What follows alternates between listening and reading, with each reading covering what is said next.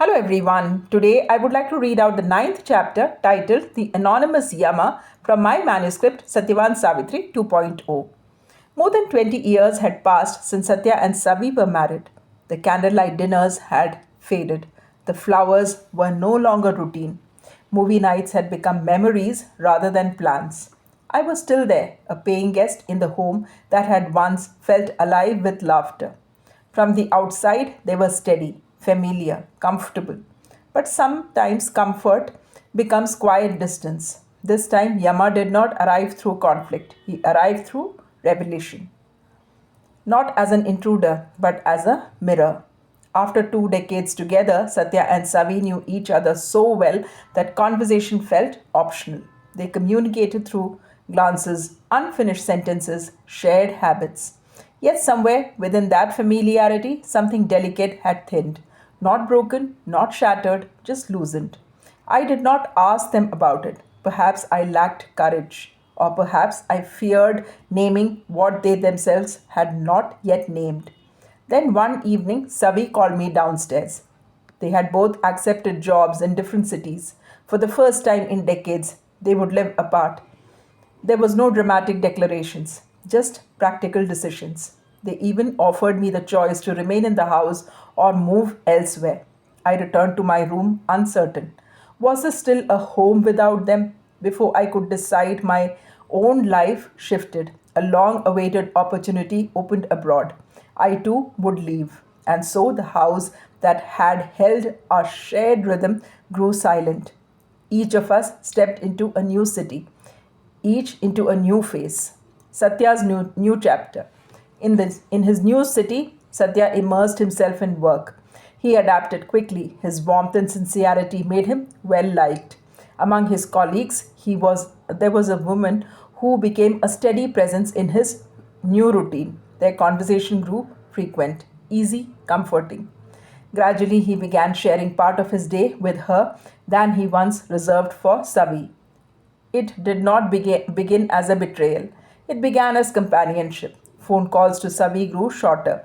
Visits were postponed. Explanations became brief. Distance, when prolonged, reshapes intimacy. Satya may not have seen this as a turning point, but something was shifting. This was Yama's quiet work, not destruction, but exposure. The exposure of what had already grown fragile. Savi's new face. In her new city, Savi felt absence deeply. The unfamiliar walls echoed louder than expected, but work gave her a structure, purpose, a stage. Her creativity flourished. Her voice reached audiences she had never imagined. Slowly, strength replaced uncertainty. One evening, sitting alone on her balcony, she called Satya. I miss you, she said gently. Can we live together again? I'm willing to move. I miss you too, he replied. Let's fix this. He booked her ticket. Hope returned quietly. But when she saw him at the airport, something subtle felt different. There were smiles, but no embrace that lingered. During the drive home, his attention drifted towards his phone. Work, she asked. Yeah, just preparing, he answered. Later that night, she asked quietly about the growing distance between them. His response carried fatigue more than cruelty. Don't overthink everything, he said. You imagine too much. The words hurt not because they were loud, but because they dismissed what she felt. Then she noticed a photograph Satya with his colleague. Close, comfortable, nothing inappropriate, nothing undeniable, and yet everything undeniable. In that moment, Savi understood something about acquisition.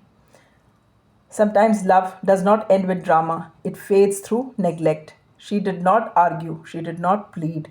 She returned to her own space, not in anger, not in revenge, but in clarity. That night, she made a quiet decision. She would not beg to be chosen.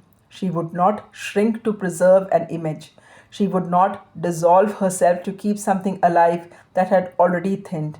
She would not seek divorce. But she would seek dignity, and sometimes dignity requires distance. In her apartment, she lit candles, not for romance, for herself. She watched a film alone, laughed softly, sat with her own company without fear. Her work expanded, her voice strengthened. What had once been grief slowly transformed into purpose. Perhaps this was the truest form of Yama in her life, not the taker of a husband, but the closer of illusion, the end of waiting for someone else to define her completeness. Sometimes the Satyavan we wait for is not a person. Sometimes it is a calling, a mission, a life reclaimed.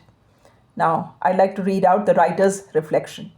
As I write this chapter, I understand something more clearly. Peace is not always reconciliation. Sometimes it is acceptance. Sometimes it is a courage to step back without hatred.